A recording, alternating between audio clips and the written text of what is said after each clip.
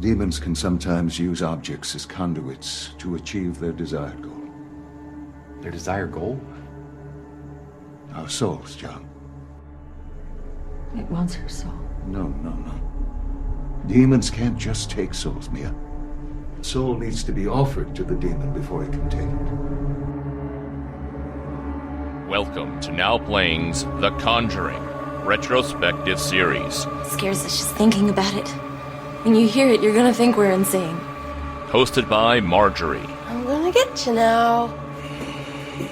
I can hear you breathing. Arnie. Arnie. It's got Arnie. And Stuart. God brought us together for a reason? This is it. This review will contain detailed plot spoilers and harsh language. Listener discretion is advised. So what do we do? You should go be with Arnie. He's gonna need you tonight more than ever. Today we're discussing The Nun II, starring Taissa Farmiga, Jonas Bloquet, Storm Reid, Anna Popplewell, Bonnie Aarons, directed by Michael Chavez. This is the Now Playing co-host who wants none of this, Arnie. And Stuart. And Marjorie. And welcome back to the Conjuring Universe, film number 9, 8. You know, they're trying to retcon it and say The Curse of La Llorona was not actually a Conjuring film. It wasn't. They just wanted to give that movie a box office boost. Let's face it, Conjuring movies make money. I forget how much money they make. This Nun movie from 5 years ago, the biggest of the whole Conjuring franchise. $360 million worldwide. Really? Yes. Yeah, it was predicted to open between 32 and 37 million, and it made over 50 million its opening weekend. That is a huge number. It was the first film to dethrone Crazy Rich Asians, which really drives home how old that first Nun movie is.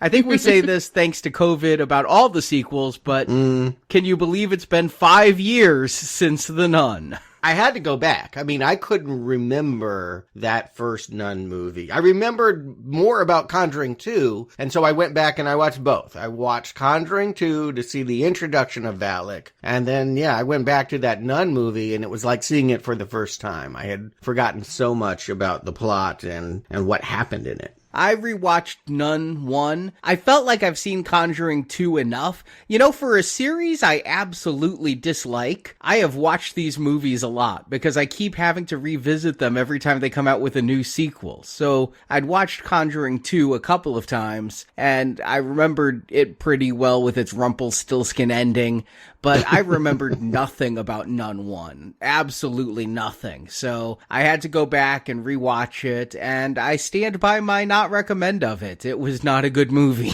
I kind of watched it with you. I had other things to do, and I kind of dipped in and dipped out there, but I don't remember much about it, and wow, was it dull. Yeah, here's the thing that I will offer. I think the reason why The Nun is the biggest of the Conjuring series is because nuns, they're tapping into something that hadn't been done really in horror, but nuns are kind of scary. You know, there's a lot of people walking this earth that have religious trauma, that, went to parochial school and got rulers slapped on their hands or whatever. Like nuns just have this reputation, mostly in the movies, for playing guitars and flying around and being cute. But in the real world, I haven't met the flying nun. I haven't met Maria. And so I think that, yes, if there is a movie that can get to what's scary about nuns, again, people went to that first one because they wanted that movie. They didn't get it. That first movie said the scariest thing about a nun is that it growls and spits blood. And that's not the scariest thing about a nun. Actually, the nun got blood spit on her. I don't remember the nun spitting the blood.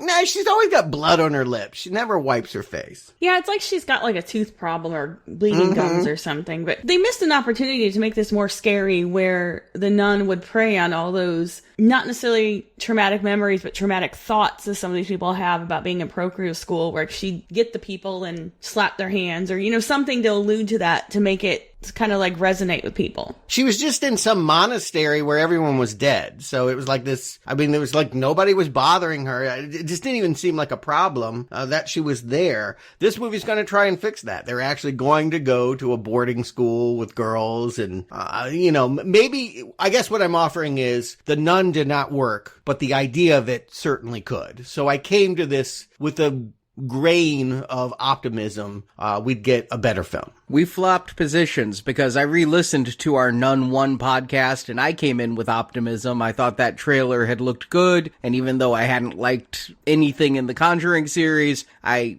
thought that one might be okay. This one, I saw the trailers for a lot because we've been in theaters a lot this summer, and admittedly, I didn't even remember anything about the first film. I didn't know there were returning characters, but nothing about that trailer excited me, and I went in with very low expectations, which is a favor to this movie, I want to say. When I go in with low expectations, it means the movie doesn't have to work very hard to impress me. So it's not like I went in arms crossed, but I did go in not expecting a whole lot, given that this is the 9th round I've had with this Conjuring universe. Right. And this one is coming from a Conjuring Universe veteran. This director, Michael Chavez, he didn't do the original Nun, but he did do La Llorona, if we're calling that a Conjuring movie. And that third Conjuring movie, I forget even happened because they released it straight to HBO Max at the height of the pandemic. Do you remember anything about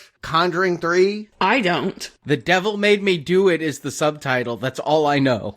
Mm-hmm. I thought it was, I Know Who Killed Me. I was trying to remember that subtitle. But yeah, I just remember a kid walking around a road covered in blood and repeating that. And at some point they find a cult in a basement somewhere. God, I don't even remember this at all. Ed had a heart attack. That's the big thing. If he kept doing it, he was going to have a big old heart attack. Does that ring a bell? Vaguely. When Conjuring 4 comes out, I'm going to have to revisit Conjurings 1 through 3. I was curious, Stuart. You said you rewatched The Nun. Your big mission has been to rewatch everything coming up to this. You didn't rewatch all of the Conjuring universe? No, Arnie. I'm not going to watch all 8 in preparation. I mean, you could, I suppose. But maybe I did because we're going in order, right? Chronologically speaking, this is one of the first ones to happen because it's in 1956 and all the Conjuring movies happen in the 70s. Anyway, Michael Chavez, not inspiring that he's at the helm of this. Both of his efforts have been rather forgettable, but they have new writers as well. And one of them, Akilah Cooper, she had the biggest horror hit of the year so far. She wrote Megan, if you saw that killer android doll movie. Mm-hmm. Yeah, she also wrote Megan 2.0. I have a feeling that'll be coming to Now Playing in 2025. Mm-hmm. And then there was another set of writers that came from Fear of Walking Dead. They have horror credentials. We're in new hands. They're getting to a school. Again, it's slight. I'm not going to say I ran to the movie theater jumping for joy, but I did believe that maybe, Annabelle 2 is much better than Annabelle. They could fix this. Aw, that's kind of cute with your optimism. Hey, Annabelle 2 is the only one I've given a green arrow to. So, Nun 2, let's see what you got. But there weren't many people with me. I don't know what your theater was like. I went early show Thursday. And yeah, if this thing is tracking to open big, it won't be because of Springfield giving it a lot of support. It's not going to be because of Dallas either, because there was maybe, 15 people in ours, Arnie? Yeah, it looked like more tickets were sold than people were there, because when I looked online, a lot of seats were blocked off. But yeah, I'd say there were about 15 people there, mostly adults, I'd say, in their 30s or so, and there was one younger person who, as the lights went down, was sitting right behind us, and I felt so sorry for this girl because she was saying to somebody she was with, "Oh my God, I'm so scared." And she must have been more scared with the anticipation than anything in this movie to preview my thoughts. I I had high hopes for her too, because I'm like, okay, good, there's gonna be someone who's gonna jump and scream and Yeah. but no, she didn't do a damn thing during the movie. I was trying to feel my audience as well, and they were sitting all in the back. I was like, it was the IMAX, so like I had one of the first 5 rows, and they were way in the back. But I did notice there was one moment in the movie, if you can hear chair shuffle, if things get quiet and you hear creaking, it means people are leaning or whatever. I do feel like there was a couple moments where I could track when the audience was with the movie. But let's find out. Arnie, what happens in Nun 2? Well, as you said, the year is 1956, and there's been a series of murders across Europe. Heading west from Romania, the most recent one was a priest who was burned to death in Taissa, France. The Vatican sends investigators to look into these strange deaths, but this time they don't send a priest. Sisters are doing it for themselves. Nice.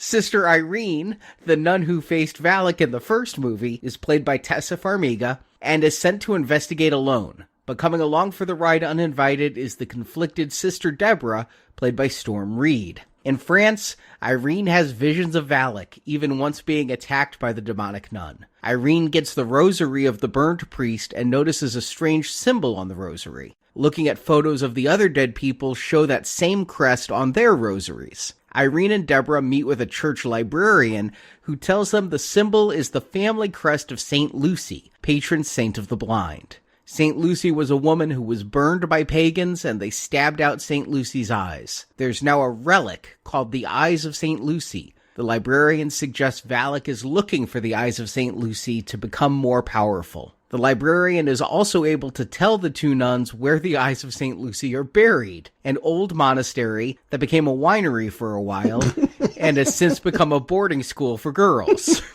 Next week, it'll be a country line dancing club. Yeah, whatever. Whatever goes. Oh no, it's almost October. It's going to be a Spirit Halloween store. Yeah, there you go. I mean, my God, the Catholic Church can't even keep a monastery running. They gotta sell it to, like, a winery? At that boarding school is Maurice, who in the first film was known as Frenchie, played by Jonas Bouquet. Maurice is working as a handyman and gardener at the boarding school and has befriended little girl Sophie, but Maurice is possessed by the spirit of Valak after the encounter in the first movie. Irene and Deborah arrive and try to exorcise the demon out of Maurice, but Valak takes control of the handyman and starts to terrorize the school, along with a demonic goat that comes from a window. We'll talk about it. I love the goat. You can't say shit about that goat. That goat's awesome. With Sophie's help, the 2 nuns find the Eyes of St. Lucy. Then Deborah goes to save the schoolgirls from the demonic goat, while Irene faces off against Maurice. Maurice gets the Eyes of St. Mary away from Irene, and then lifts Irene in the air and sets her on fire. But Irene doesn't burn. It turns out that Irene is a descendant of St. Lucy. Then, using the power of prayer, Irene and Deborah turn caskets of wine into the blood of Christ. Valak is bathed in the wine and seems to be defeated, and Maurice says he's been saved from the demon that possessed his soul, as credits roll. As we get started here, they're going to take us right to an opening kill. You got to get us excited. I thought, well directed. This moment where we are introduced, starting with the altar boy, Jacques. He's just kind of kicking his soccer ball down these foggy streets of France. Takes a little while. There's a lot of setup to his rituals as he gets ready for mass. I don't know. I was in an optimistic mood. I felt things bump up a bit as we see how his day goes wrong. I had to laugh a little bit because after mass, he has to take the wine back downstairs. There's like a soccer ball or a basketball or something he kicks out of the way. Valak kicks it back. Valak likes to play soccer or something, or is just a prankster. But that's the whole horror movie trope where a ball or something comes back after you kick it or something like that. I kind of rolled my eyes a little. All right, well, let's bring this up because, I think this is crucial to my struggle with the nun. All of it, starting with Conjuring, is maybe, right? Valak could be a real big, FIFA fan. I don't know, because I don't know what Valak wants. They've had 2 movies, and one totally devoted to her, and I don't know what her MO is. I don't know what she cares about. She doesn't speak, and I do think that hurts in trying to understand anything about this creature. But, I'm just, yes, what Marjorie says is true. This is just a horror opening where you do subtle little things in the background and boom, suddenly, yes, that the ball and the step stool have been moved from where he, had moved them to get that jug of wine. I just laughed at the imagery of this kid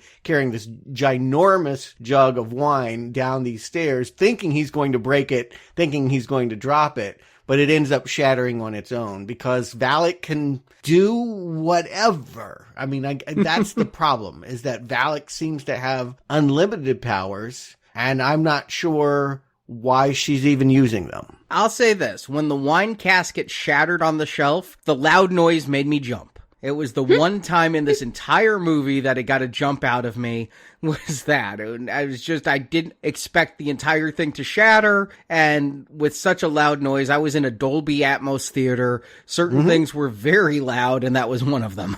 I don't think this movie is supposed to be jump scares. I think we're just supposed to be afraid of the nun because it's the nun. And she's got really bad teeth that are bloody and a really washed out face and dark eyes. I mean, I don't think it's a jump scare movie. I think it ends up being one. I don't know what the intent, again, because I don't know what this nun, she doesn't really have a backstory. I thought for sure in this movie, they didn't tell us. We know it's a demon escaping from hell, and that's all we'll ever know, but it would be nice to know if there was ever really a nun that got possessed initially, or just anything about Valak would be helpful. We are going to find out what Valak wants in this movie, and we'll get to it. Valak has a mission this time. Okay, I hope you can articulate it for me. I can hand-wavy do it later on. I mean, I kind of put it in the plot summary. Okay, yeah, I heard the hand waves.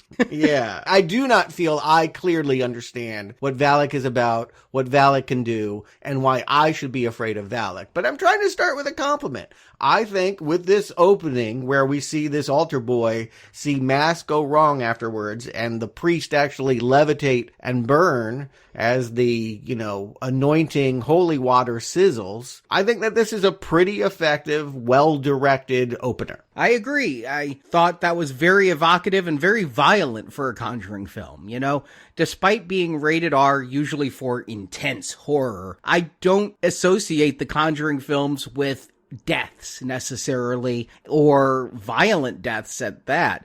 And Valak got an upgrade somehow. She is far more powerful, because if she could just levitate people and immolate them, then she should have had no problem fighting off those nuns last time in the cloisters. But here, this priest is taken out really easily and really violently. Yeah, it's a memorable image, and they'll even come back to it. Like his char on the staircase will remain. He stains the stairs with the way he burns up here. And again, I think that this is just, yes, if you are here for imagery, I think that this movie, I don't know if it's jump scares, Marjorie, but I do think that this movie has a lot of heavy metal album covers to show you. Mm-hmm.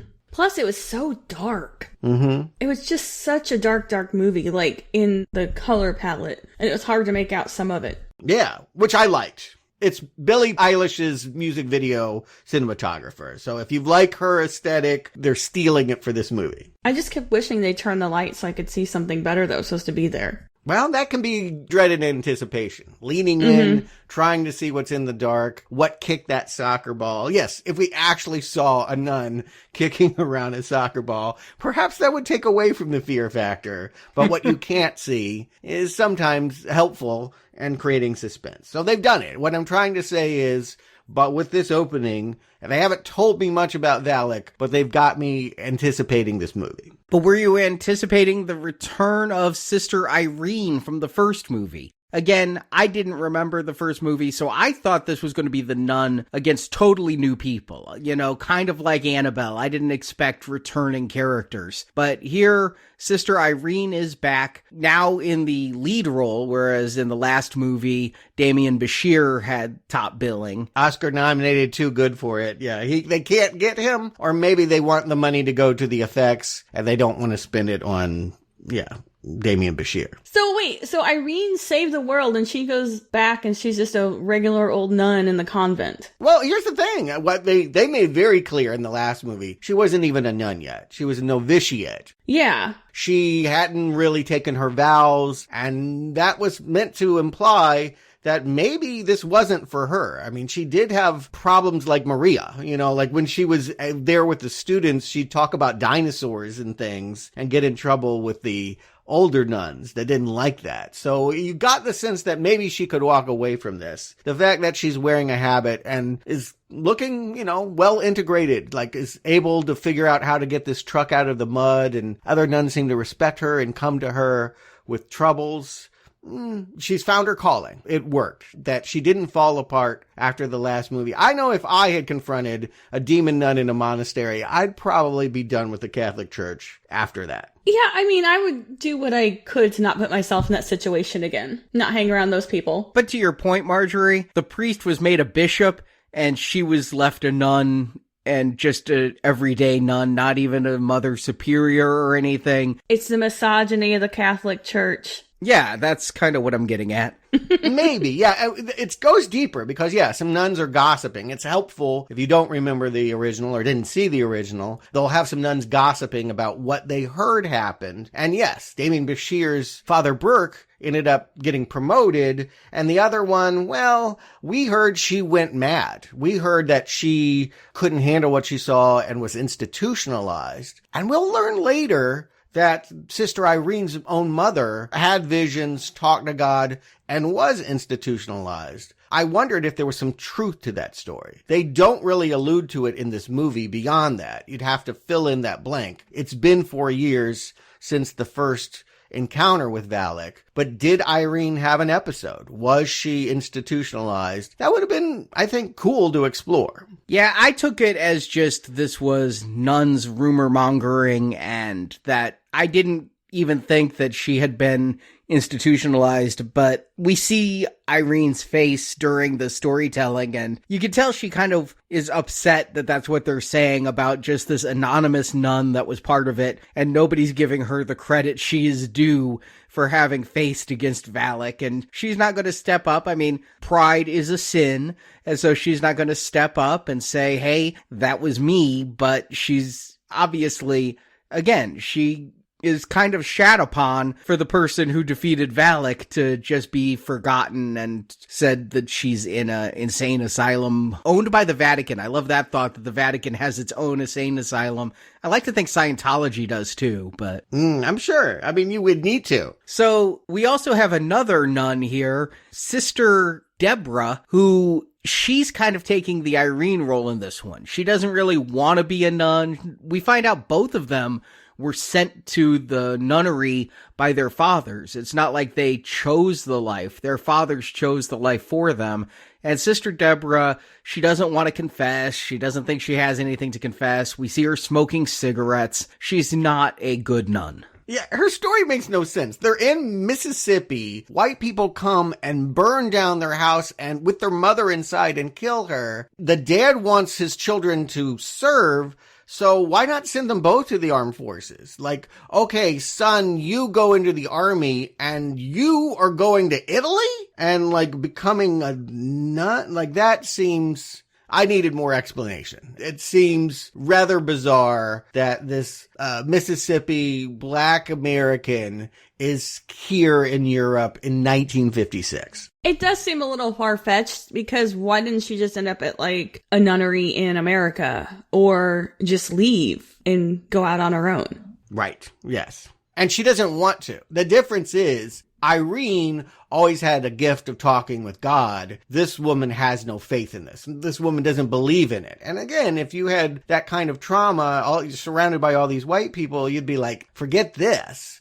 She gravitates towards Irene because she learns Irene is the person in that story, that she has performed miracles. Well, I want to see a miracle. And that's why they have I guess I'll call it a friendship, a partnership. And should be said, Storm Reid is probably a bigger star than Taissa Farmiga. I haven't seen Taissa in anything that doesn't involve her sister, but Storm Reid is on the popular show Euphoria. She was in the Wrinkle in Time movie about a decade ago. She had a memorable cameo in Last of Us. She was in a thriller this year called Missing. Oh, that's why she looked familiar. So I haven't seen that movie yet, but that trailer was on like repeatedly. And now it's on streaming. Yeah, it was a big hit for her. And I think she is...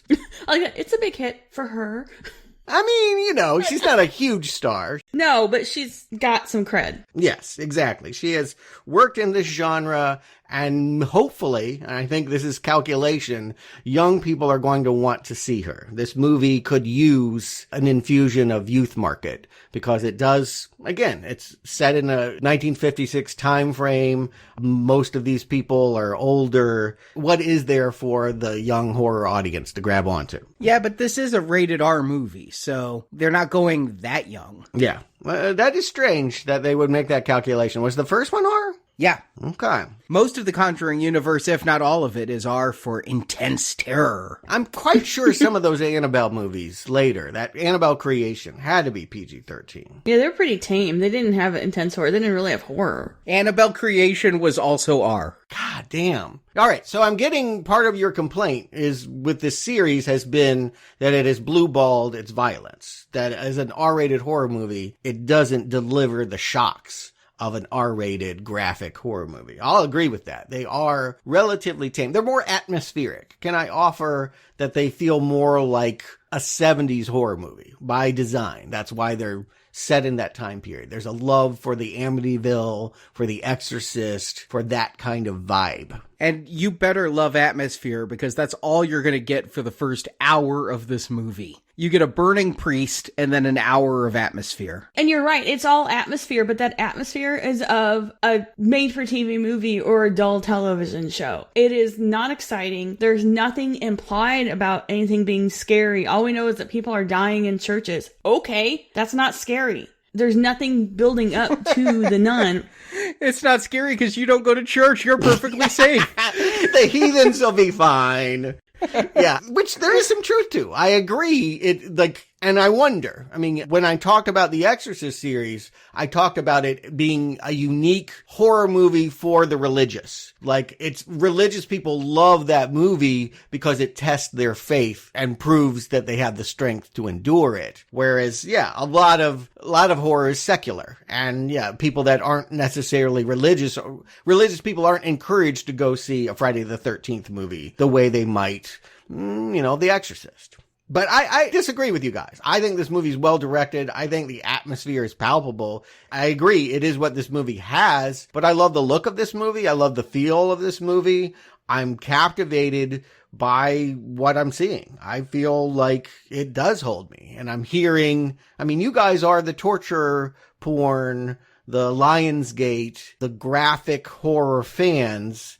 Can you go with a horror movie that doesn't have that element? Absolutely. And that's not my complaint about this movie, that there weren't enough kills or anything, or it wasn't gory enough. My complaint about it is the first hour is dull. They don't even build up the suspense. It's nice to look at. I will say some of it was very nice visually. Yes. However, the story is lacking in creating the suspense for what comes later. And then, you go through this whole, the movie's almost over. I kept checking my watch, and it turns out I was checking my watch every 7 minutes, turns out, because there was nothing going on. And by the time you get to the climax, though, it all happens so fast, there's it's unsatisfying, if that makes sense. And again, let me clarify, though. It is not about number of kills, gore, or anything like that. It was just the story was rather boring, and there was this hour-long portion where nothing really happened or added to the suspense.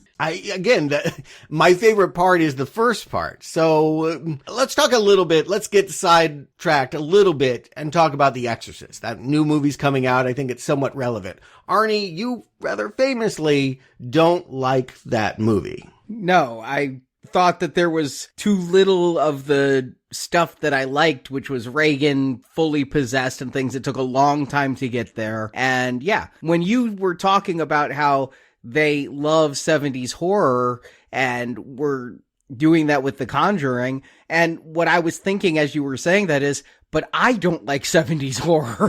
So I like 80s horror and 90s horror. So if they're going to go back to 70s horror, that's not ever going to work for me. That's not something that I hold nostalgic for or even can enjoy coming in new. So if this first hour is to that, the word blueballed is very good that you used as far as expectations for the first hour of this movie, because really nothing is going to happen. The nuns are going to have a couple of visions, and we're going to intercut Maurice working as a handyman at a school, and we know those two are going to intersect at some point in time, but damn, it's just a long time to get there. There's a couple of nun appearances, but she doesn't do anything. I don't know why she's stalking Irene at this point in time. There is a kill, and we'll get to it. But again, I just wanted to circle back with Marjorie. Where are you with The Exorcist? Too long, too drawn out? I didn't find it scary.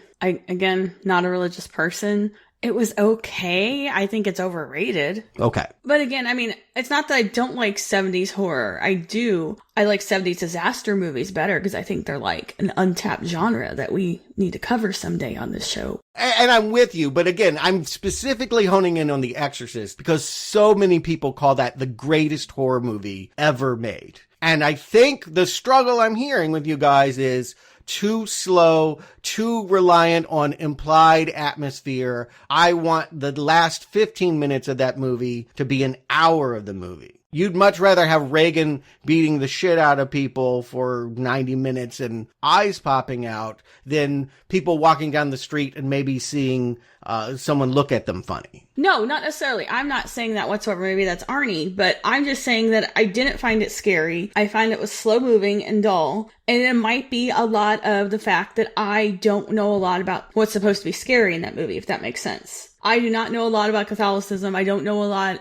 about religion in general. So if you're like a devout Catholic, what you're supposed to be seeing scary in that movie, I might be missing. And it might be slow because of that. Well, I mean, I think you get it. Yes, how a Catholic might experience possession is probably different from a lay person, but I think everyone understands it's bad when your head spins around and you spit green vomit, you know. Oh, yeah, I get that part. But, like, I don't know. It's okay. It's not great. I felt the same way about, like, Rosemary's Baby. Okay. So what I'm going to ask is, and this might be hard to do, although you don't like those movies, isn't Nun 2 doing a pretty good job replicating what people like about that movie? I would argue that the problem is that you don't want what they're selling, not that they're doing it badly. Not necessarily, but I get what you're saying, and I can agree to a point, but I feel that with The Exorcist, while I missed a lot of the stuff because I didn't know it, but I got the sense that it was supposed to be frightening. And this, it just felt very, like a lot was missing. Like there's a director's cut that makes some of these things more suspenseful. Like I don't think they did a good job building up the suspense or the implied terror that they were trying to do.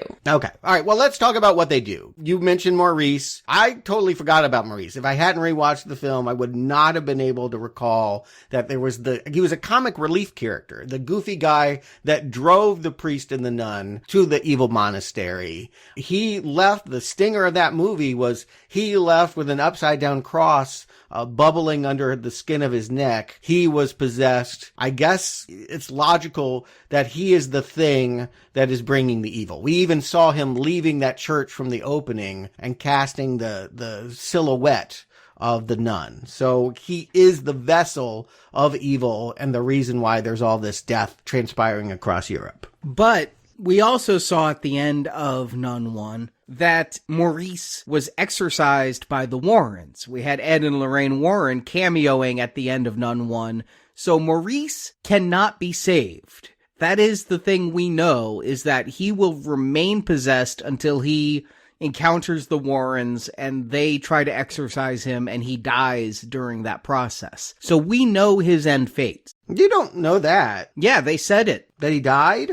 Okay. Yeah, they said that in Conjuring 1 when they're discussing this. They said the guy they tried to exorcise, who wasn't played by Jonas Bloquet at that point, but the guy they tried to exorcise died and had killed his wife and daughter, I believe. Yeah, I get your point. Yes, this is a interquel. It is not just a prequel. It is in between two established things, and thus this character can't change. We can't exorcise the nun from him, and I'm wondering what the ending, if they're trying to change that. But yes, he is the evil that is coming. And I think because he was so funny and likable, theoretically at least, in that first movie, that we aren't to look at him the same way we do Linda Blair in The Exorcist. That we want him so badly. He seems like such a nice guy when he's flirting with the teacher, when he's playing with the bullied kid. We want to like him. And then we have a moment like the one with the delivery boy, where we see that he stares into the mirror, twitches, and the nun takes over and kills. Yeah, the nun kills this delivery boy. This almost feels like an added-in shot, because there's no repercussions for this. Nobody's looking for the delivery boy. I was wondering if this even happened. Is this delivery boy comes,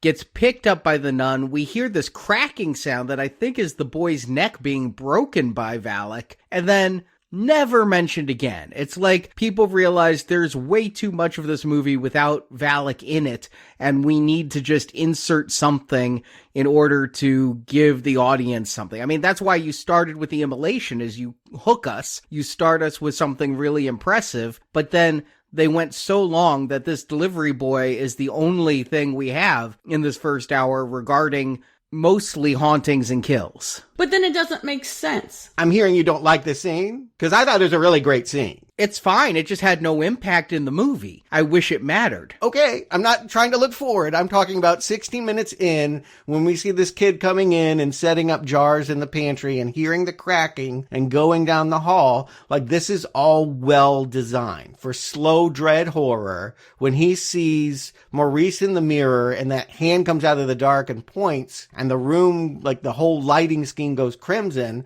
This is a good atmospheric 70s horror kill. It is not an 80s kill, but it is a good 70s horror kill. I'll agree with you that, again, visually stunning and good play of sound and visual in doing the kill and trying to scare the audience. However, this is a kid, right? I mean, did you guys both agree this is like a young kid? Yeah. Yeah, like a delivery person, like their first job, paperboy. Yeah. So it kind of didn't fit in with the others because, like, he didn't kill Jacques, the little soccer boy. Mm-hmm. And later on, we find out why Valak is killing certain people. So did the delivery boy just happen to be a descendant of that saint? Again, if you want me to complain, and I'm hearing complaint is heavy, my complaint is that Valak makes no sense as a monster. No, it doesn't. I don't understand the motive, and if we're asking to jump to the end, which I'm trying to give this movie its compliments before I lead with the complaints, yes, I don't understand why Valak picks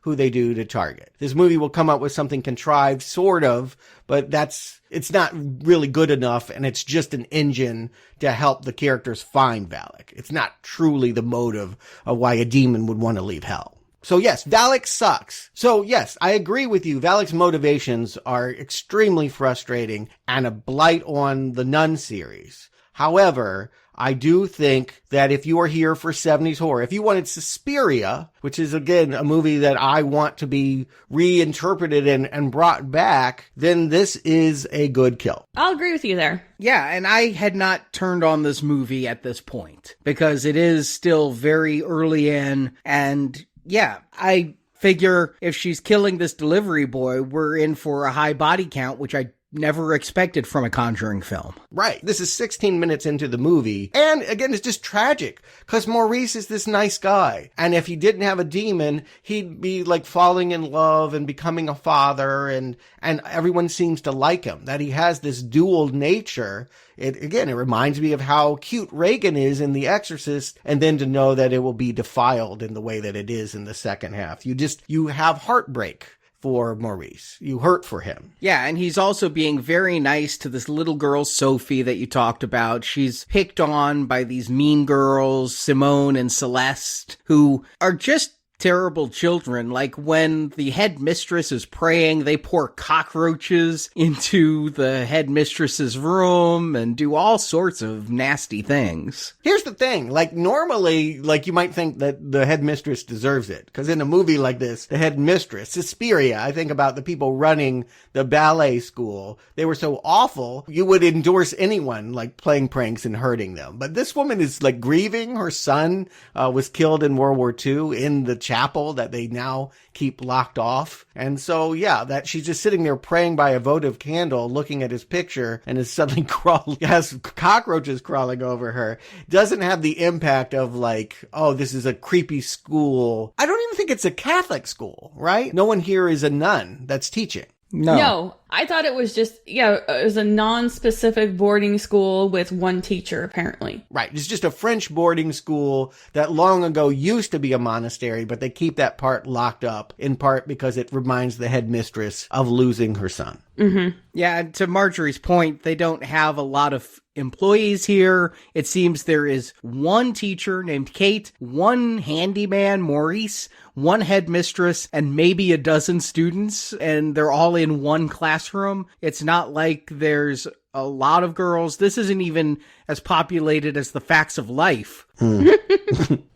So the introduction of Maurice is that he's very friendly with Sophie. And he's a school handyman, janitor, whatever, work person, whatever. And his friendship with her, she's making him friendship bracelets and everything. I got like major creepy, like groomer vibes off him during this. No, they definitely cover their ass on that because they know that that's what people are going to think. It's very clear. They have a very long, pointless scene of him going to repair the cabinet of her mother because her mother is that teacher. So like his crushing when he's like, I'm here to fix your cabinet. Bunka bunka cha, Oh yeah, but I'm saying up until at first the introduction was creepy Grimmer vibes. And then you see him flirting with the mom, with the cabinet and everything. And she also apparently only owns one red dress. Yeah, this movie, I think it looks great, but they clearly don't have all the money in the world. They've had to make cuts. That means not bringing back Father Burke. That means having a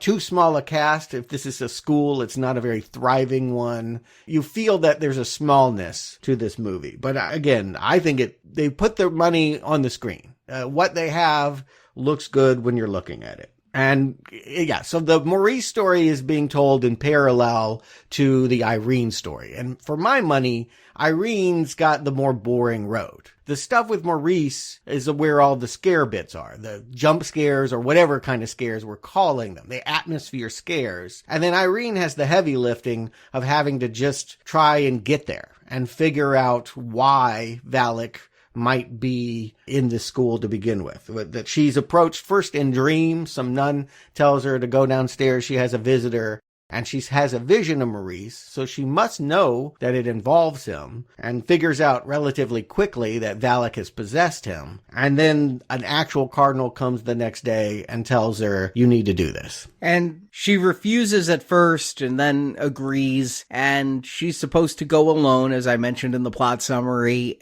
But Deborah just stows away and comes along. She's just skipping the convent. People are going to wonder where the hell she is. Yeah, I mean, nobody cares about Deborah. And I think that just, again, Deborah's here because we want young people in 2023 to maybe take notice of this cast and come see this movie. That looks like it's for older religious people. And they get to the hotel, and this made me laugh out loud.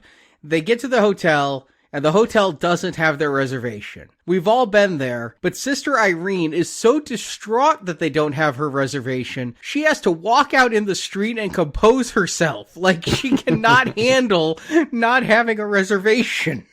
Yeah, this feels like a weird rewrite or something. Like, it's just a way for her to run into Jacques, because they need to get this story progressing. She's been to the cathedral already, and she, the only thing I think of value that she learned there was that the father that burned up had this painting that in his room, there was a really creepy, you wouldn't think a priest would like this kind of art painting of a girl with no eyes holding a plate with the eyes on it. And it introduces the idea of St. Lucy, who becomes much more important as she goes along her investigation. But this also leads us to what I think is one of the more visually stunning pieces of this movie, where she's chasing after Jacques and ends up in front of the newsstand and the pages are turning and it ends up being a vision of the nun. Mm-hmm. I don't know, I really like that part. My only complaint about it is it took a really long time for all the pages to turn. It seemed like it was too long of a scene. Mm-hmm. And you knew what it was going to be going into it, what was going to happen and what it was going to be. Is in the trailer. I mean, if you've seen the trailer as much as Arnie and I have. I didn't actually see the trailer, so I like that shot a lot.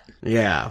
The director was on Nuvi, if you watch Nuvi with Maria Menounos before the movie's trailer starts. Yes. If you get there too early. You're too early. You're there too early if you're seeing Maria. That's what I'm going to say. You should definitely time that better. But the director was talking about how this magazine scene was the hardest one to film. I guess these are real magazines and they had to get legal clearances to use all of these magazines. Oh. And then they had to figure out the images to put inside in order to create the images they wanted to. He said that this was far easier on the page than it was to actually pull off. And so this was his big scene of the movie. I like the magazine stuff. I think it's kind of cool visually to see these magazines flip. Of course, you know Valak is going to appear. There's this light that keeps going out, and every time it goes out, there's a little tink sound. And so you just know this tink sound is going to mean that Valak is going to pop out and do a jump scare. This is the only scene that Irene gets that is horrific. For the most part, it's drudgery. She's going around and learning things from people in archives. But, she talks to people. She, after the fact, visits places where people have been murdered.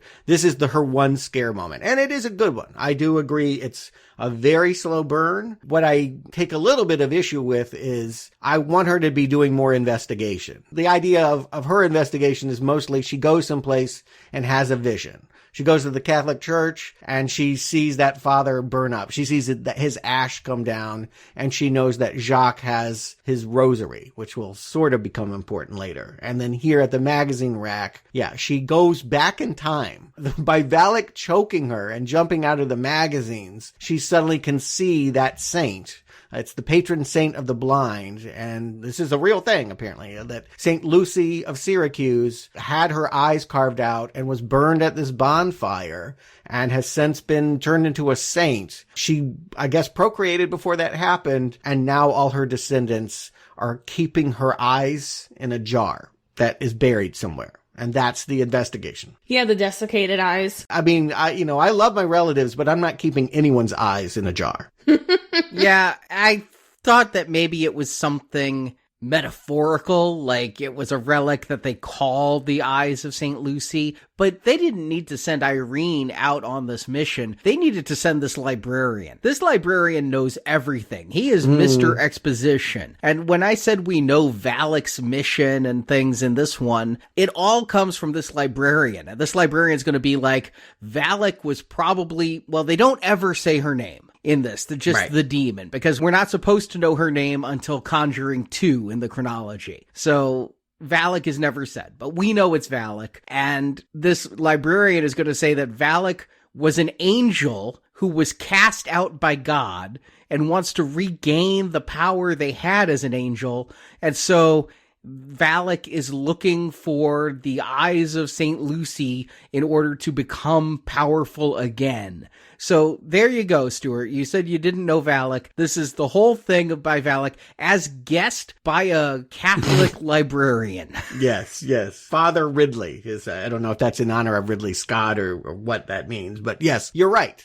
I saw that scene too. In the middle of this movie, he comes in and tries to piece together something that makes no sense. What you just said, you'll acknowledge, makes no sense. That an angel that became a demon wants the eyes of a carved saint so that it can become an angel again or have angel powers. Again, that sounds really like a bunch of hooey. And yes, poor Father Ridley has to deliver that in a really cool looking building. Again, this movie's aesthetic carries it far, But when you peel that away, oftentimes you're frowning at the stupidity of the plot. He even knows that the last relative of St. Lucy, Jean-Paul Redant, he knows the name, he knows that he was at this St. Mary's Monastery, and yes, it's changed hands a couple of times. It was an Applebee's, now it's a girls' school, and that's, so like they know eventually that they need to get to where we've always wanted to be and never wanted to leave. The best stuff in this movie is at the girls' school. They should have gotten this nun there faster because her journeys around Europe to find out are lame. And I do like one death here at the girls' school, because it's around this point in time,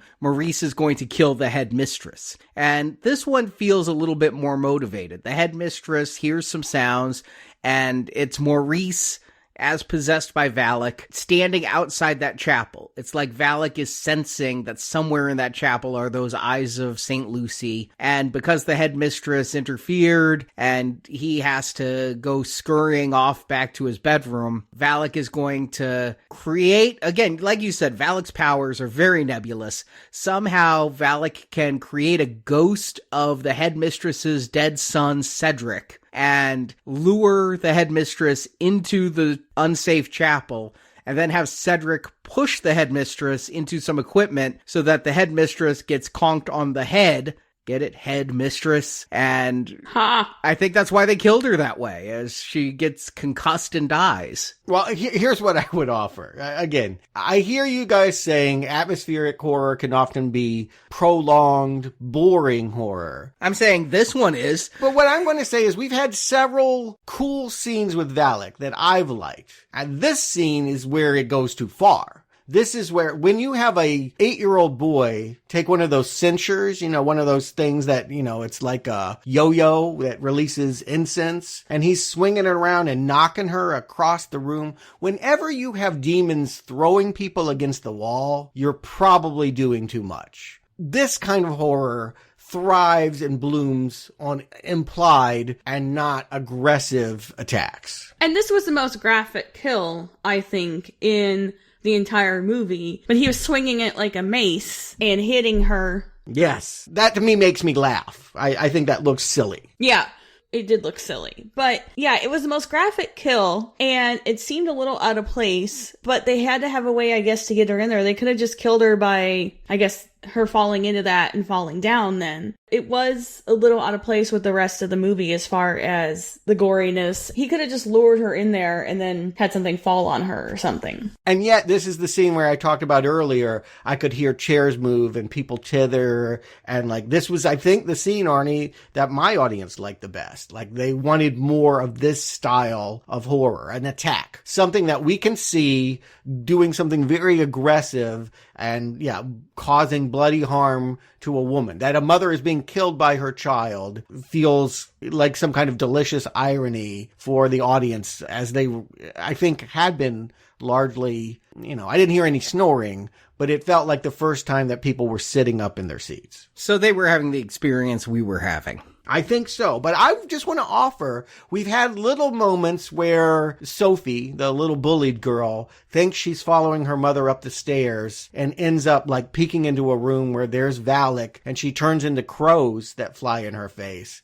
To me, that is, I don't want to use the word scary, because this movie's not scary, but that is more evocative and that is more impressive than having a small child do kung fu with Catholic iconography on an old lady. That, to me, was the mistake. But I felt from my audience, and I'm hearing from you, no, that's the thing you do more often. It at least perked me up after quite a lot of doldrums and a lot of investigation and a lot of Maurice. This at least got my interest, but I agree with you that using that incense burner as a weapon did make my eyes roll. I'm not loving this, just to make sure it's very clear. Okay. I wasn't clear. All right. So you did not like the scene? I said it was better than what had come before because it piqued my interest. She's not liking it. No. Okay. Listen, I'll just be perfectly honest. Please. There is nothing in this movie except for some camera work that I like. Okay. There is zero that I like about this movie. I almost hate this movie. Okay. Okay? All right, helpful to know. I'm glad you just put that on the table because we can work with that. I'm having a very different experience in that I feel like that we've had a slow creep for an hour and I kind of liked it. I was like, I think this is my scene. I think I like it when we have that scene of the girls sneaking into the chapel and they got the goat eye or whatever and Valak's creeping up behind. Like, I know you have to do more eventually, and I'm definitely disappointed that we don't learn Valak motives. But I don't think I need much more from the demon than what the first hour gives me. And as we start turning into these super violent attacks, it starts to look comical. See, you're going to Suspiria and Exorcist. The 70s homage movie that kept coming to mind for me was Lords of Salem. Ugh. Exactly. It's a terrible, terrible fucking movie. Yeah, but trying to do those things badly is what I would say. Rob Zombie not having it. And I think this one is too. Okay. I liked the original Suspiria, if you recall. I couldn't remember. I thought that one worked. And just because I didn't like The Exorcist, because I felt like it was prolonged before we got to the priests and everything, this good stuff, I can like that vibe of movie. But this is no Dario Argento film here. And it isn't. I don't want to imply that it is. I get it. So, yeah, I'm just really having the same kind of experience of tedium that I had during Lords of Salem during a lot of this movie. Okay, but just to understand, we're on very opposite ends. I'm starting by saying I really think I might go with this. You're saying, would something please happen? And then eventually, about an hour in, the two worlds intersect. The nuns finally get there. The other people are dancing around to an old record, and a painting of Valak appears and scares them, running into the hall. That looked cheesy as hell, that morphing of Valak coming out of the painting. It was not only that, but like that's a painting that Ed makes 15 years later in Conjuring 2. So I'm not sure if we're to understand Ed conjured it, that it's always been in existence and he was possessed when he painted that, but he is a skilled forger, Stuart. Yeah. Yeah, that the Warrens definitely are. But I agree, in trying to give us a jump scare, running from a painting that is leaning out. And again, that Valak just goes roar is not enough. And should Valak talk? I almost feel like I would like to hear some words. She's taken a vow of silence, and that's to this movie's misfortune. But I think that all goes back to the fact that we don't know what Valak wants until, like, part of this, because, I mean, it's just a scary nun to be a scary nun, and then we don't get enough of it. And to be clear, I just want to stress this. We think that we know what Valak wants because some guy in the archives said this is probably it. But that's not the same thing as hearing Valak say, this is what I want. Or see a clue to it, or see Valak, like, piecing this together, like, that whole part was, like, left out because we don't get a lot of Valak. Now, I kind of thought until the archive that Sophie was going to be somehow the key to this, whatever Valak was looking for. And really, Sophie was just kind of there. Yeah, Sophie is a target because she's best friends with Maurice. And since Valak is possessing Maurice, that means that implied she's going to be the first to get it when Maurice theoretically goes on a killing spree, if that's what Valak wants to do, but rarely does. What we've been told by the Catholic Church is Valak has already been going around having 90-year-old nuns shoot themselves, having novitiates, jump out of windows in nooses. If you're not Catholic, they're not interested in killing you. This boarding school of non-religious girls is therefore safe because it's no fun to kill people that aren't believers. Except for that one girl, one of the mean girls, gets stabbed, scratched by the goat man. Oh, yeah. Save it. That gave me hope again. Yes. She gets gored by, let's talk about it. There is, whoever heard of a stained glass of a goat? You know, it probably does exist, but I've never been in a church where they prominently talk about the goat. It is associated, I think, largely with the occult, Satan. I think about the witch, it had a great goat in that one. Here, yes, everything is built around the idea that we know that the eyes were buried somewhere on this premises, and there is a goat eye that has a red laser pointer that comes out when the sun hits it right. Very Indiana Jones style. Yes, I was thinking about the Staff of Ra. It's going to point the way to where the eyes are buried, but then the goat is going to leave the painting and become my favorite monster. Cooler than Valak. Oh, far cooler than Valak. It's like half man, half goat, running around. It's Goat Boy. My problem is you never get a good look at it. It's always in extreme close-up of a hoof, hand, or its face. I would have liked to have seen this monster, but as you say, I wonder if the budget on this just was a little bit too low to fully realize this goat. Yeah, and maybe not seeing it fully increases its power. Like, I think the shark and jaws, the idea that we don't see it all is a very 70s idea. I mean, I do think that as special effects improved, the desire to show it all became the focus of horror movies. But this is an aesthetic from a time where things existed in the dark. The fact that the devil goat is running around and chasing the schoolgirls gives the very supporting characters some things to do. Yeah, it made me laugh because the goat seems to appear like on the third floor of the school, and Deborah is running up the stairs, and I'm just like, whatever you do, don't run towards the devil goat.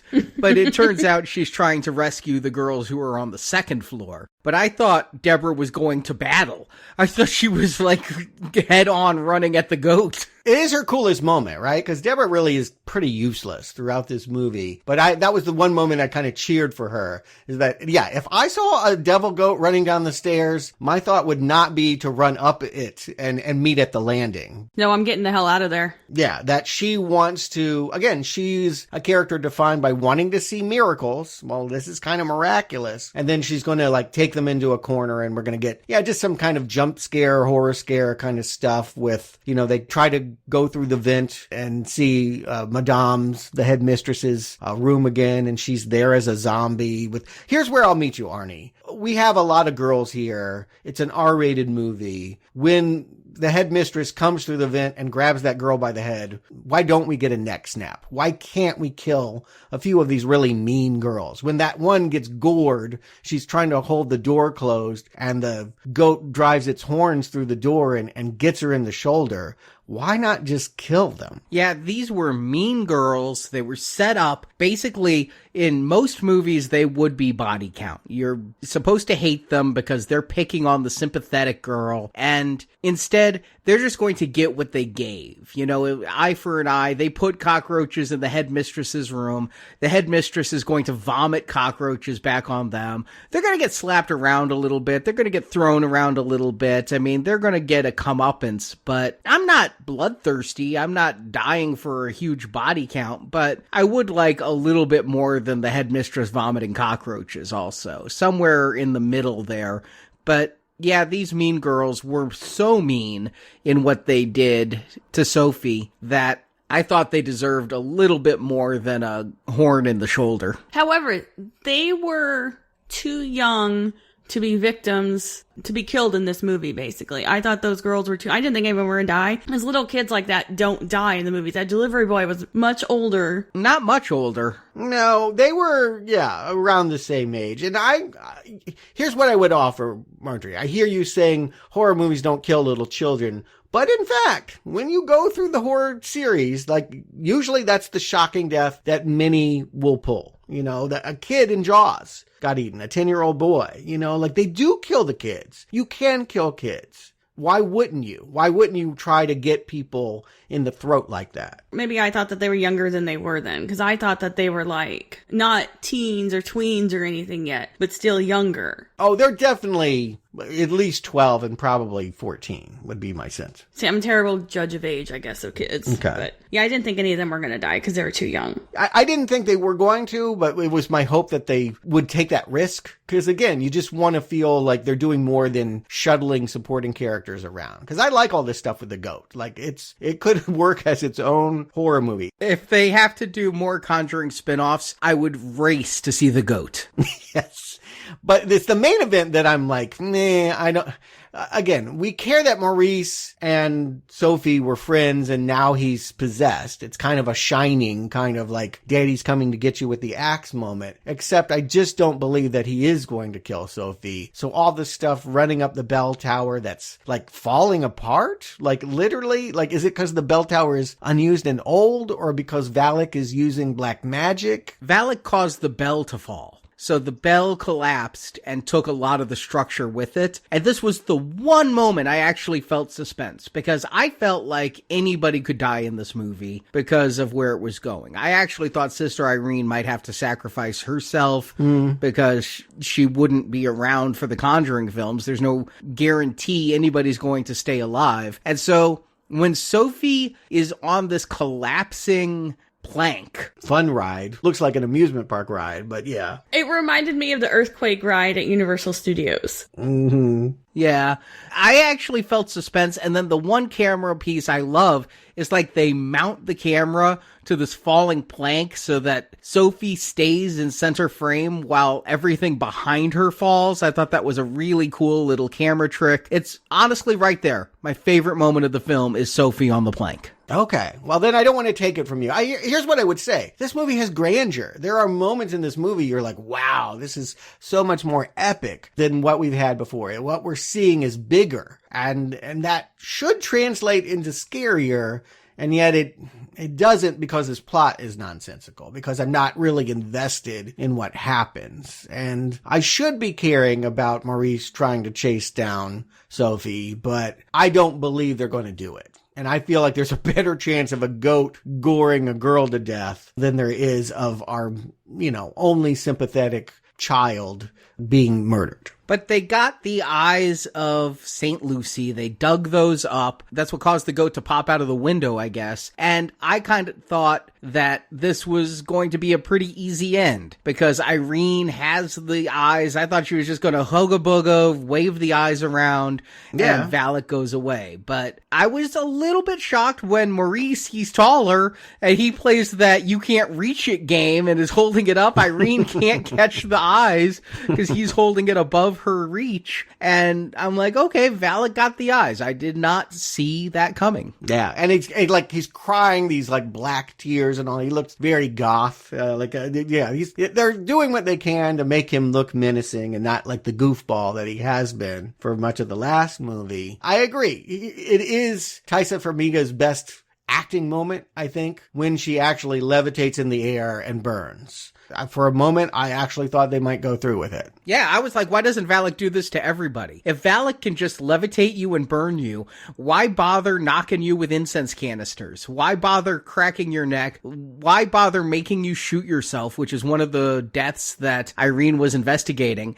Just levitate and burn everyone. That seems like a fatality move in Mortal Kombat. You can't beat that. I'm wondering if it's related to faith, that she can you burn saints, you burn believers. And, they focus on the fact that St. Lucy had her eyes gouged, but afterwards she was thrown into that bonfire. So again, I think it's a very Catholic death to go up in flames. And, the ones he burns are descendants of St. Lucy. That's why they have that symbol on their rosaries. But somehow, even though the priest was a descendant of St. Lucy and burned right up, Irene is a descendant of St. Lucy. She's going to discover in this moment, and she is immune to fire. Yeah. I'm going to ask something. I have a theory. Because this is a connected universe, Taissa Farmiga, we've already talked about her last time. I thought she was the daughter of Vera Farmiga, who plays Lorraine Warren in much of those Conjuring movies. Do you think they're going to close that loop? Are we going to find out that somehow, I don't know how a nun gets pregnant and gives birth to Lorraine, or maybe that they are sisters? But we get a little bit about her family, that she'll have a flashback to a mother, and I don't hear anything about another sister. But I just kind of wonder, since they look alike, they are related, and Lorraine seems to have this spiritual power too, if at some point they won't try to connect Irene to Lorraine. I had the same thought. So you think it's more the nepotism as to why she's got the job? She's not a nepo sister. That would be interesting. Yeah, I didn't think about that. That's a good thought, Stuart. Now I'm kind of curious if they're going to go with that. They could. And again, it might give a little bit of, I keep looking for background. My problem with me is I want to learn more about these people. We get a little bit of flashbacks to her and her mother. We know that she felt her mother was persecuted and thrown in an asylum for her religious beliefs. Maybe that happened to her or could happen to her. But yes, the fact that they're all related to a saint that is the patron saint of blindness, and thus she can withstand the burning that comes from... Is Valak using the eyes? Because they have the canister. I think so. I think that's how he's able to do all that. But yet, Valak could do this earlier, too. Right. That's my anger, is like, the eyes don't seem to be making Valak any... Valak's taller, right? It's turned to 20 feet, but like, other than that, I don't see it as more powerful. Is it 20 feet? I thought she was levitating. Oh, could be. I don't know. The light is such that it's a gigantic nun at this point, haloed and growling. And yeah, it's again, the imagery, you can't knock it. It just looks fantastic to see Taissa float into the air and burn and scream and then realize she doesn't have to. She's back on the ground. And Deborah saw it all. That's all she needed. She was doubting in the miracles of the church. She's seen a miracle firsthand. She can now pray with Irene, and they can transmogrify all that wine that's just lying around. I thought a priest had to do that. I really thought Deborah's miracle moment would have had more impact than it did, too. Because, going in that she's going to see a miracle because she says she needs to see a miracle to believe, blah, blah, blah. But I kind of felt like that it was just kind of like... I don't know. I felt it should have been more impactful, and all she did then was pray and turn it to blood. Yeah, well, I want to be clear, yes, that Jesus is the one that really did that. But when they have communion, yes, it is the priest that is the one that supposedly says the thing and waves the hands to make those wafers and, grape juice turn into actual blood and flesh.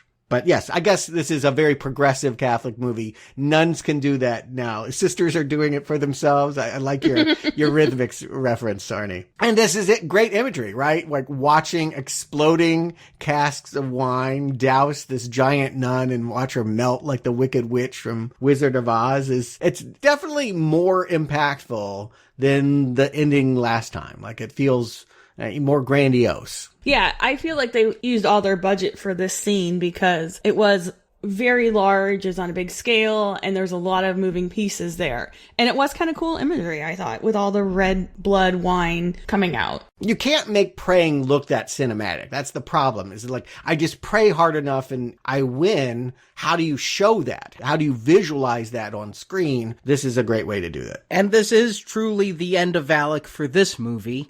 Until Conjuring 2 or Nun 3, depending on how the box office goes for this. And Maurice says he's cured. Obviously that's what Valak would say if she was knocked into submission, but we are left in this movie thinking Maurice is cured. If you didn't remember the epilogue to the first movie, there's no reason not to think Maurice is cured in this moment. Yeah, I think they want you to have the impression that Sophie's going to be okay, that her and her mom aren't going off with an abuser in these last scenes. That would just be such a downer. You could play it that way. Horror movies do have downbeat endings, and last time they relished the idea of that stinger of being like, oh, the evil's going to get away.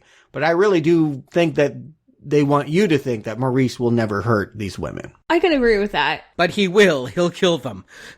Yeah, maybe. Again, if they made a third one, they'd have to explain it, right? And they'd have to get to why the Warrens would come in contact with him. Yeah, what the director said was that this one closes the loop between Nun 1 and Conjuring 2. But if they made a Nun 3, do you really want to see Irene against Maurice round 2? I didn't like round 1. I certainly wouldn't want a replay of these two going up against each other again, only to either have the Warrens come in and save the day, or again, have it just end with this ambiguous ending that we know the Warrens are the ones who have to stop Valak and Maurice later on. I think if they made a Nun 3, you'd almost have to modernize it. You'd have to talk about Catholic life today and bring the nun to the 2020s. But, that's not the movie we're going to get next. We get that teaser after we have some American Horror Story style credits that kind of, this funky little jazzy number with all the imagery from the movie recycled, we cut to a stinger where they don't tell me much. I didn't see any clues in what they might be investigating, but we do know that Ed and Lorraine are answering the call for another movie. See, I didn't rewatch the 3 Conjurings. I couldn't tell if they were answering the phone for Conjuring 4, which would make no sense, or if they were answering the call to go exorcise Maurice, which was a flashback scene in Conjuring 1. I couldn't tell why Father Gordon was calling. He's calling to say we need another big box office hit. And yes, it's been announced. A few months ago, they announced it. The Conjuring Last Rites. I don't know if that Last Rites subtitle implies that this is some kind of conclusion for the franchise. Maybe. But yes, in 2025, we're going to get another Ed and Lorraine adventure. See, these are just getting so convoluted in my brain at this point that, like, I've got Conjuring Insidious with the Nun. Yeah. All going on in my head. And it's just, I don't want to go back and watch the Conjuring movies, but I think I'm going to have to. I would say that you'd probably at least need to go back and watch that third one, because they'll probably pick up in the 80s and do whatever happened next. I know that they claim to have encountered werewolves, and there was something about a funeral home that was really bad for them. Last Rites, maybe that's where they go, the haunted funeral home stories. Yeah, it's the more they make of these, the more, like, they're all blending into one silly horror movie in my head. And I think that's by design. I think they want it to be one big experience, but let's find out whether we enjoy it. So Marjorie, Stuart, do you recommend The Nun II? Marjorie. I'm going to say no. I do not recommend this movie, especially if you have to pay for it. Like, if it's on streaming, sure, you got nothing else to do. Maybe you got to vacuum or mop your floor. Watch it. But this one is just Father Dowling mysteries with a few extra hardcore murders thrown in, and I didn't like that TV show. It was pretty dull. Don't do Father Dowling dirty like that. I can't believe. It was not a good TV show. I can't believe we're getting a Father Dowling reference. It's awesome. I mean, come on. It was Father Dowling mysteries. All we needed was Tom Bosley. I mean... And they killed him off in the first one. Or he died of cholera, I guess. He wasn't in this movie. But yeah, it was a lot of slow buildup with beautiful imagery, but the story's just not enough. We don't know enough about Valak, why he or she is picking on Maurice so much. Is Maurice just a convenient vessel? The killings don't make sense. The method of killings don't make sense. There's just not a lot here to grab you unless you like Father Dowling mysteries. So I'm going to not recommend it. Stuart. And see, here I was really inclined in that first hour to say, yep, I'm going to give this series its second green arrow. It is, I will say this emphatically, a marked improvement over that first Nun movie. It's so much grander in its imagery, seeing Valak melt with all that wine casket exploding, killing the delivery boy, the goat running down the stairs. There's stuff here that, like, it's like thumbing through the greatest Marilyn Manson album covers he never released. It really looks cool. And I also want to add, Taissa Farmiga is more than capable of carrying the film on her own. We didn't need Bashir. And in fact, I think it helps that it's her franchise now. It's too bad they don't elaborate on her backstory, but that's my kind of ding in general with this movie, is that as cool as it looked, it's a shambles dramatically. And that matters. You can't just get by on a series of evocative images because that's not going to scare you. And Nun 2 is not scary because you can only be scared if you perceive threat. And what is the threat? 3 movies in, what is Valak going to do to me or people I care about that I should worry? I can't answer that because I don't know who Valak is. It would be one thing if this demon nun relished corrupting souls, eroding the power of the Catholic Church, but it just doesn't have that horror movie classic MO. Not creative with the kills, not charismatic in the attacks. If this were Freddy or Chucky, they'd be making flying nun jokes, visual puns. They would love just running through the roster of Catholic iconography. And Pinhead, God knows, every movie, even the shitty ones, he has thunderous monologues about tearing souls apart. What does Valak do? What does this chick do? She just stands around and growls. And that, to me, is the problem. This movie could deliver everything that I need, does deliver everything I need, except a central villain. And without that, in a horror movie, you have nonsense. And so, yeah, I feel like Nun 2 is less than the sum of its sometimes cool parts, and that means I can't do what I wanted to. I wanted to give this franchise one more green arrow, but I'm going to say it's the second best Conjuring movie behind Annabelle Creation, but still a not recommend. And having re-listened to our Nun 1 podcast, I think that was my favorite of the Conjuring films. Now, again, that's the best of a bad lot. I mean, yeah. How do you want to die is the way that comes off. Which method of torture? But in that case, I'd rather die of cholera than watch Nun 2 again, okay? I mean, it is such a step down in my mind from the first one, because the first one had intrigue, it had ghost nuns, it had the creepy Mother Superior, it had the priest caught in a coffin. It felt like things were constantly happening in that movie. Whereas here, the investigation, you talk about atmosphere, I think it was dark. I think I learned the limits of the projector used by my Marcus Theaters, because it cannot do a really true black. It's always a grayish black. And the fact that I'm analyzing the projector capabilities of the theater tell you exactly how into this movie I am, which is not at all. I couldn't decide if I was more excited when I graduated from Catholic high school or more excited when this movie's credits finally rolled. They both felt like eternities in my life. Strong not recommend. And I'll just circle back, and I hear and I appreciate that your perspective is, I don't want this. You think the movie is badly made on top of being the kind of horror you don't want. I mean, it's in focus. There's some cool camera work. Sometimes the lighting works. That magazine scene was cool, but I feel like its pacing is fatal. Okay. Well, it is a slow burn that burns out before the end. I do agree that eventually the atmosphere evaporates, dissipates, and you're left with very little. And that, again, by a Nun 2, we should definitely know the plot. Definitely by the third. You know, like Freddy by Dream Warriors had figured out the MO. If they do make a Nun 3, they absolutely have to tell you everything we've not been told about Valak. No more vagary. We need hard rules about powers and motives and who they want to kill. Well, it looks like Nun 2 is opening at about 20 million less than Nun 1. Ouch. So I'm going to pray there is no Nun 3. I mean, still, it's opening at about 31 million or more, so that's still not bad, but I am going to get down on my knees and grab my rosaries and pray that it's not enough to bring a Nun 3 into my life. I've had enough nuns.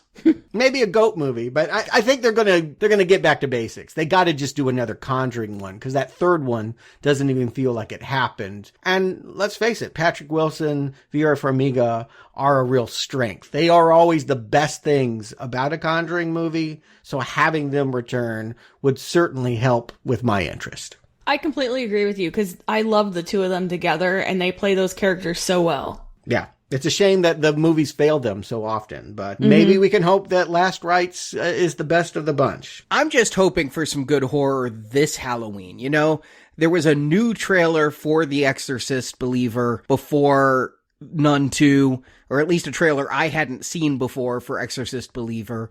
That one's looking really good to me. Oh, good. Now, I know it's coming from David Gordon Green, who had highs and lows with his Halloween reboot or redo or sequels, however you want to call them. But I'm thinking Exorcist, when we revisit that donation series, we did the Exorcist movie so long ago as a donation drive, we're going to be adding to it with The Exorcist, and I've got high hopes for this one. I really do. I am hoping that this can be the kind of ghost possession horror I can really enjoy. Yeah, I think it will be more modern. I think that they make that clear. It's going to have some classic elements, but be in a Blumhouse mode. And yeah, can they make a good Exorcist sequel? That has remained quite elusive. But I look forward to returning to that franchise and fingers crossed, hope for the best to get the second best Exorcist movie we've ever gotten. I don't think they'll best Friedkin, but yeah, it could be good. And I'm looking forward to the new Saw film, you know, as a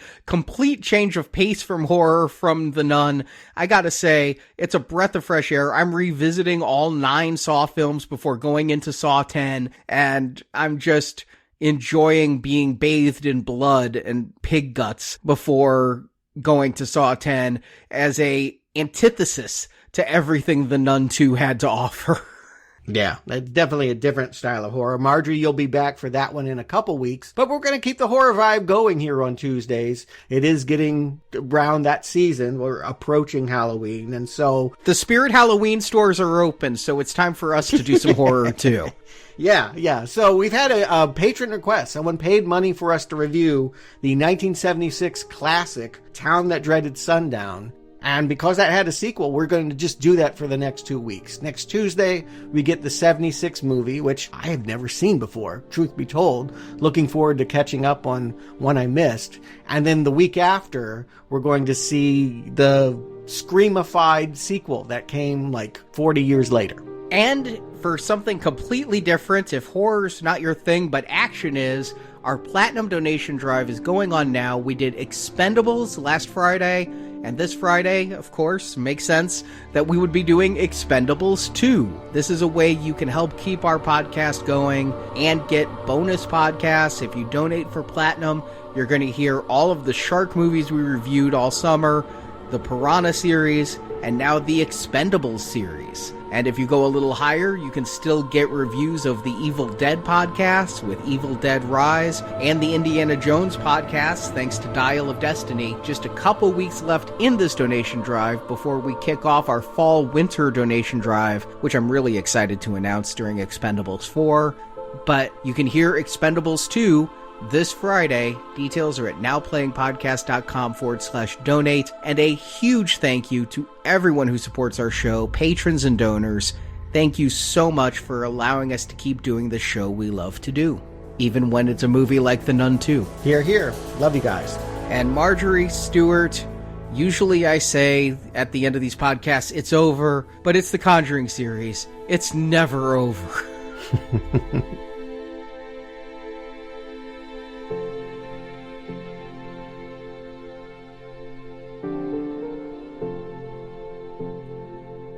You survived. You don't come out the other side of something like this weaker. What is there left to be scared of? I was there. Whatever happened that day, that was not Arnie. Thank you for listening to this episode of Now Playing. We hope you've enjoyed the show. Pretty far out, isn't it? Yeah, it's groovy. You can hear more movie reviews at our website, nowplayingpodcast.com. In our archive section, you can find reviews of the Insidious films, A Nightmare on Elm Street, Halloween, Saw, and hundreds more. Look what she made me do. You can also follow Now Playing on Facebook and Twitter, where the hosts post new episode announcements and written movie reviews. The links to our social media pages can be found at nowplayingpodcast.com. Sometimes when you get haunted, it's like stepping on gum. You take it with you. Support from listeners like you help keep Now Playing operating. You can find a link to donate using PayPal at the bottom of our website, nowplayingpodcast.com. Yo, Arnie, you want to make a quick $5? You can also show your love of Now Playing Podcast by shopping in our store, where you can buy t-shirts, totes, boxers, coffee mugs, teddy bears, and much more. I like your dolls. Now Playing is edited by Heath and Arnie. Arnie needs to be put on a 24-hour suicide watch. Now Playing credit narration by Brock. It's here with you, and it's telling you to do things. Arnie, what is it telling you to do? Now Playing is not affiliated with New Line Cinema, the Safran Company, Evergreen Media Group, or Warner Brothers Pictures. The Conjuring films are the intellectual property of their respective copyright holders, and no infringement is intended. Nobody's disputing any of that. Arnie knows that he's going to prison. The opinions expressed on Now Playing are those of the individual hosts and may not reflect the opinion of Venganza Media Incorporated. The devil is the father of lies. Demons are his manipulators. Now Playing is a Venganza Media production, copyright 2023, all rights reserved, and no part of this show may be reproduced, repurposed, or redistributed without the written permission of Venganza Media Incorporated. We have to get out of here. You did good. No, you did.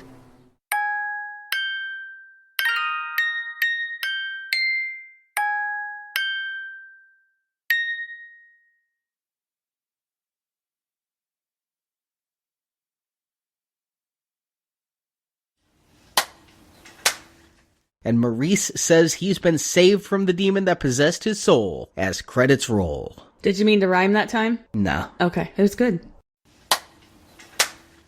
Whereas in the last movie, Damian Bashir had top billing. Oscar nominated, too good for it. Yeah, they can't get him, or maybe they want the money to go to the effects, and they don't want to spend it on, Damian Bashir. What did he get the Oscar nom for? I forget the name of the movie. Very memorable performance. He was an immigrant that cared for lawns and was dodging ice. I can't remember it. Sorry. Sounds great. It's amazing. Yes. And Marjorie, Stuart, usually I say at the end of these podcasts, it's over, but it's the Conjuring series. It's never over. I'm going to be 80 years old and reviewing these movies, right? Yes. I said it's a good bet.